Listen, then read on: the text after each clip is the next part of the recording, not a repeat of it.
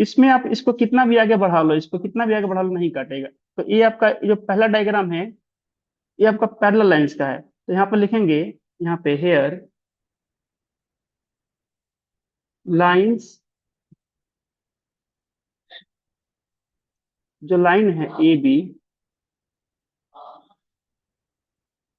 A B, यह parallel है। Parallel का सिंबल सबको पता है, ऐसे दो को लाइन से दिखाते हैं सीधा। पैरेलल है किसके जी? सी डी के। लेकिन यहाँ पे अगर बात करें हेयर, इस वाले डायग्राम में, ये जो आपका जो पी क्यू है, पी क्यू, ये पैरेलल नहीं है। तो मतलब पैरेलल लेकर काट देंगे इसको, ऐसे काटेंगे मतलब पैरेलल नहीं है। किसके जी? आर एस के। क्योंकि जब आप इस आर एस को एक्सटेंड करोगे आगे की तरफ, तो ये पी क्यू को हिट कर देगा, इसको काट देगा। तो दो लाइन जिसको एक्सटेंड करने पे आगे की तरफ एक दूसरे को काट दो, उसको हम पैरेलल लाइंस नहीं बोलते हैं। पैरेलल लाइंस वो होती है जिसको आप कितना भी आगे बढ़ा दो, इनफाइनाइट तक आगे बढ़ा दो, है ना, वो कभी भी आपस में काटेंगे नहीं, कभी भी आपस में मिलेंगी नहीं। उसको हम बोलते हैं पैरेलल लाइंस। या ऐसे बोल सकते हो, दो ऐसी लाइंस जिनके बीच का परपेंडिकुलर डिस्टेंस हमेशा सेम हो, हमेशा इनके बीच का 90 का एंगल क्या हो, सेम हो। तो इसके बीच में अगर आप रॉड लगाओगे, रॉड, तो उस हर जगह रॉड का लेंथ क्या आएगा? सेम आएगा। जबकि अगर आप यहाँ पे रॉड लगा रहे हो अगले डायग्राम में, तो इसमें देखो रॉड का लेंथ छोटा होते जा रहा है या बड़ा होते जाएगा। तो ये पैरेलल लाइंस का नहीं है, इसमें देखो अलग अलग तरह रॉड लगाना पड़ेगा। और पैरेलल लाइंस में क्या करना पड़ेगा आपको? सेम रॉड लगाना पड़ेगा। तो पैरेलल लाइन का मतलब समझना से सीढ़ी समझना, सीढ़ी जैसे सीढ़ी हमारा होता है, रेलवे का ट्रैक, मतलब 100% नहीं होता, बस समझ सकते हो। रेलवे का ट्रैक में अगर रेलवे का ट्रैक आपस में पैरेलल नहीं होगा तो ट्रेन ने पलटी मार देगा। क्योंकि ट्रेन का जो बोगी होता है उसके बीच का डिस्टेंस हर जगह क्या होता है? सेम होता है। बोगी समझते हो? जो ट्रेन का जो चकवा नहीं होता है, चकवा जहाँ पे चक्का वगैरह लगता है, इसको बोगी बोलते हैं, ये आपका बोगी। तो इसका हर जगह डिस्टेंस सेम होता है। मान लो कहीं पे इतना चौड़ा है, कहीं पे कम हो गया, तो पलट जाएगा, ट्रेन में पलट जाएगा। इसीलिए पैरेलल होना जरूरी है इसका, या बीच का डिस्टेंस सेम होना जरूरी है। बताइए यहाँ तक किसी को डाउट है? क्लास में जितने भी बच्चे पढ़ रहे हैं बताओ, इसमें किसको डाउट है? निधि, अनन्या, अनवी, नो जोया? सर। चलिए ठीक है, तो आगे बढ़ते हैं। तो ये थोड़ा सा हमने रिकैप देख लिया, पैरेलल लाइंस क्या होते हैं और कौन से लाइन पैरेलल नहीं होते हैं। अब इससे थोड़ा सा आगे बढ़ते हैं, जरा एंगल्स को देखते हैं कि पैरेलल लाइंस और एंगल्स में क्या रिलेशन होता है। तो देखो, अगर हमारे पास दो पैरेलल लाइंस हैं और इनको एक लाइन इंटरसेक्ट कर रहा है, तो जो लाइन इंटरसेक्ट करता है दो पैरेलल लाइन को, दो या दो से अधिक पॉइंट को, उसका नाम कोई बताएगा? बताओ उसका नाम क्या होता है, किसको याद आ रहा है? एक ऐसा लाइन जो दो गो पैरेलल लाइन को इंटरसेक्ट करता है दो या दो से अधिक पॉइंट पे। दो है तो एक पॉइंट पे इंटरसेक्ट करेगा, है ना, अगर सीधा लाइन होगा तो। एक ऐसा लाइन जो दो पैरेलल लाइन को दो जगह काटता है, उसको हम क्या बोलते हैं? कुछ याद आ रहा है बच्चों? उसको हम क्या बोलते हैं? उसको बोलते हैं हम लोग ट्रांसवर्सल लाइन। उसको हम क्या बोलते हैं? उसको बोलते हैं ट्रांसवर्सल लाइन। तो ये जो आपका लाइन है, इसका नाम ए बी सी डी, इसका नाम मान लो ई एफ है, ई एफ। तो यहाँ पे हम बोलेंगे, सर यहाँ पे ये जो ए बी है ना, ए बी हेयर, जो लाइन है A B, line A B parallel तो है सी डी के, इसमें कोई डाउट नहीं है। ये आपका पैरेलल है सी डी के। इसके साथ साथ यहाँ पे एक और लाइन है sir, E F. And line E F, ये किसी के पैरेलल नहीं है, क्योंकि ये दोनों को काट रहा है। तो इसको ट्रांसवर्सल का लाइन कहना सही रहेगा। Line E F is transversal line. इसका नाम क्या होगा? ये होगा ट्रांसवर्सल लाइन। ईएफ को बोलेंगे हम लोग ट्रांसवर्सल लाइन। बताइए यहाँ तक किसी को दिक्कत? अब नहीं ईएफ, सर। ईएफ ऐसा भी हो सकता है, ऐसा सीधा भी हो सकता है, उससे कोई फर्क, बस दोनों को काटना चाहिए, तब बोलेंगे ट्रांसवर्सल लाइन। चलिए अब आगे बढ़ते हैं। अब हम लोग रिलेशन देखने वाले, रिलेशन बिटवीन, या नॉर्मल ऐसे समझो, transversal line, transversal line and angle related to it, और इससे जो एंगल रिलेटेड हो उसको देखने वाले, रिलेटेड टू इट। हम लोग सिर्फ पैरेलल लाइन के केस में देखने वाले हैं, जब लाइन जब पैरेलल होगा तभी देखने वाले हैं, बाकी का नहीं देखेंगे, बाकी पढ़ लिए सेवन, बार बार उसको पढ़ाना सही नहीं रहेगा। या देख, सर। हाँ। है ना? देखिएगा ध्यान से, बस हम उसका एंगल देखेंगे कि कौन कौन सा कॉरस्पॉन्डिंग एंगल क्या होता है, अल्टरनेट इंटीरियर क्या होता है, अल्टरनेट एक्सटीरियर क्या होता है, ये सब बराबर होते हैं। जब दो लाइन पैरेलल होगा तो कॉरस्पॉन्डिंग एंगल तो एक्जियम में होता है, तो ब्रह्मांड का सत्य वो तो बराबर हो गए, इसे कोई रोक नहीं सकता। ये है आपका ए बी, और नीचे है आपका सी डी। चलो पूरा ऐसे खींच देते हैं, ठीक है। आप लोग बोलो सर पिछला बार ऐसे था, आप ऐसे खींच दीजिए। इसका नाम हो गया ई एफ, कुछ भी लिख सकते हो इसका नाम, ई एफ। तो यहाँ पे देखोगे ना, जब लाइन जब पैरेलल होगा, हेयर ए बी पैरेलल किसके है, सी डी के है।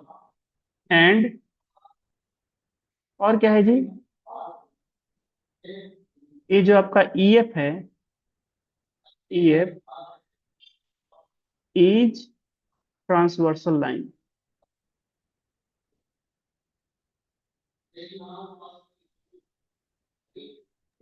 ये ट्रांसवर्सल लाइन है।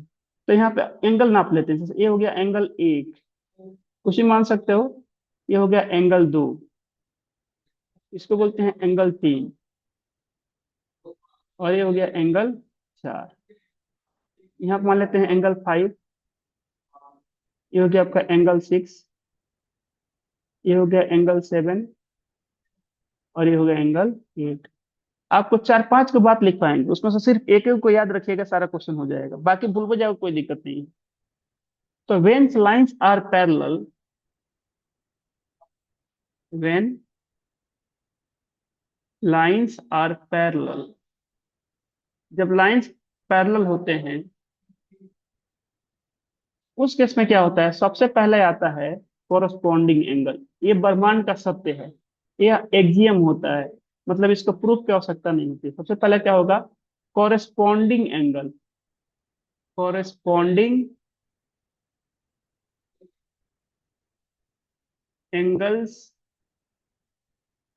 इसको हिंदी में बोलते हैं संगत कोण, सेम संगति करने वाला, संगत कोण, संगत कोण।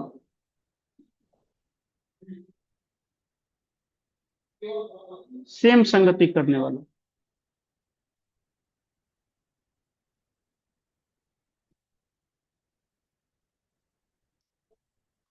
Corresponding angles are equal, corresponding angle क्या होते हैं, बराबर होते हैं।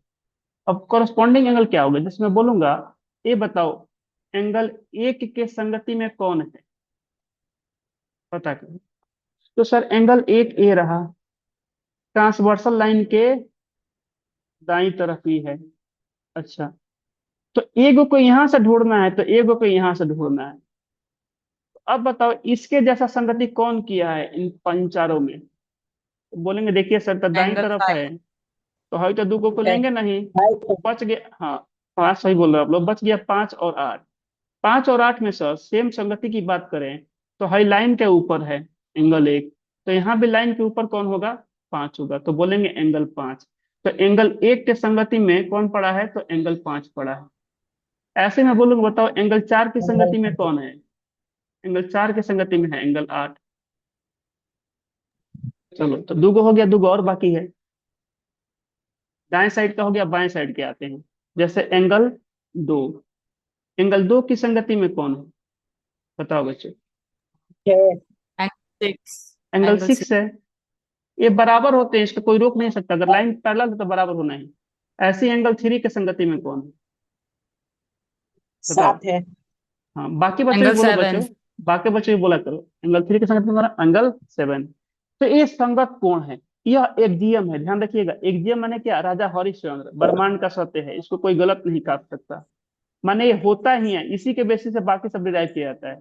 तो बाकी सबका मैं प्रूफ नहीं कराऊंगा, समझो कि यह एक्जियम है, यूनिवर्सल ट्रूथ है, इसे कोई रोक नहीं सकता, ये यूनिवर्सल ट्रूथ है। जैसे इंसान का एक दिन मृत्यु हो जाएगा, ये यूनिवर्सल ट्रूथ है। चाहे आप कुछ भी कर लो, एक दिन आपका मृत्यु तय है। इसको बोलते हैं यूनिवर्सल ट्रूथ।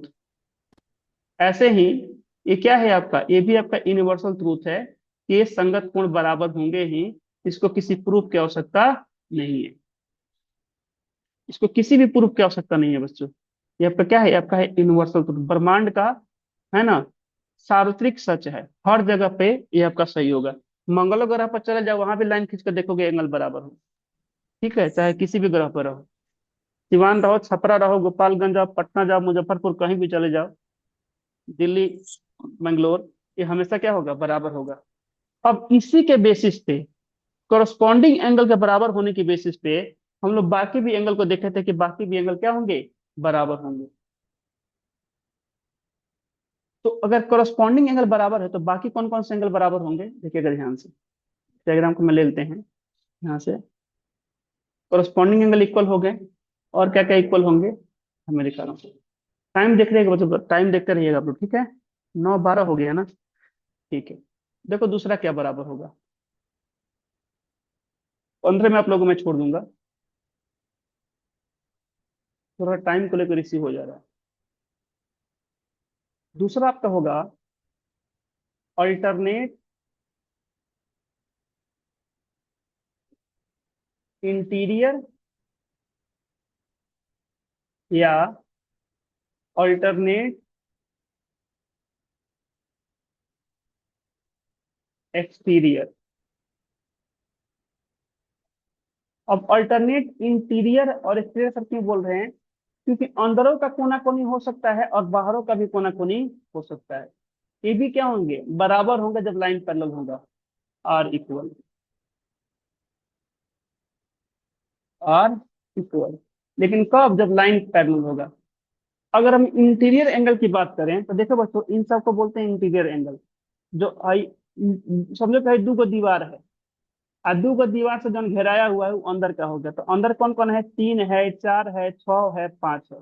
तो 3, 4, 6, 5 को बोलते हैं इंटीरियर एंगल। और ऐसे ही जो बाहर है, 2, 1, 8, 7, इसको बोलते हैं एक्सटीरियर एंगल। तो बोल रहा है कि अल्टरनेट माने कोना कोनी, कोना कोनी अंदर का एंगल बराबर होगा, कोना कोनी अंदर का एंगल बराबर होगा। ऐसे ही बाहर का भी, कोना कोनी बाहर का, 1 7 के बराबर हो जाएगा, 2 8 के बराबर हो जाएगा।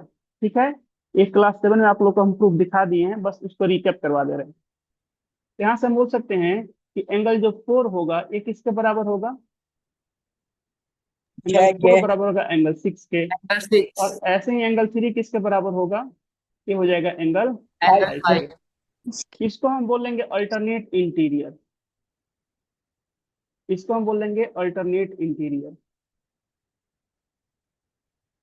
Alternate interior, alternate interior angle होगा। ऐसे ही एक्सटीरियर होंगे, बाहर का भी होगा। तो बाहर का ये 1 किसके बराबर होगा, तो बाहर के 7 के बराबर होगा, एंगल 1 बराबर एंगल 7। ये बन के बराबर। और ऐसे एक और है एंगल 2, एंगल 2 किसके बराबर हो जाएगा, ये एंगल 8 के बराबर हो जाएगा। तो इसको हम एंगल बोलेंगे अल्टरनेट एक्सटीरियर, इसको हम बोलेंगे अल्टरनेट एक्सटीरियर,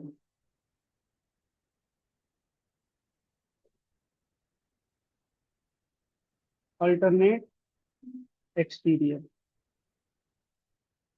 ठीक है, इसको हम बोलेंगे अल्टरनेट एक्सटीरियर एंगल। यहाँ तक किसी को डाउट बताओ, बताओ बच्चों, यहाँ तक डाउट है। तो इसमें अभी एक दो और बच गया, उसको आपको हम नो कल सर। बताएंगे, क्योंकि आप लोग का नो तीसरा सर। पीरियड स्टार्ट हो चुका है। तो आप लोग अपना जहाँ भी, सॉरी, चौथा पीरियड, जिस भी टीचर का चौथा पीरियड, आप उसको जाकर अटेंड कीजिए। ठीक है, मैं आप लोग की रिकॉर्डिंग आप लोगों में शेयर कर दूंगा। जो बच्चे देर से आए हैं, कोई बात नहीं, आप लोग को बच्चों रिकॉर्डिंग मिल जाएगा। ठीक है, बाय एवरीवन। कल आप लोग को हो सकता है छुट्टी रहे, क्योंकि कल मुहर्रम है। तो मैं सर से बात करके स्कूल ऐप पे मैसेज भिजवा दूंगा। ठीक है, डायरी में भी आप लोग को लिखा हुआ है मुहर्रम का छुट्टी। बाय एवरीवन, मिलते हैं आप लोगों से कल, ओके कल सर। नहीं परसों।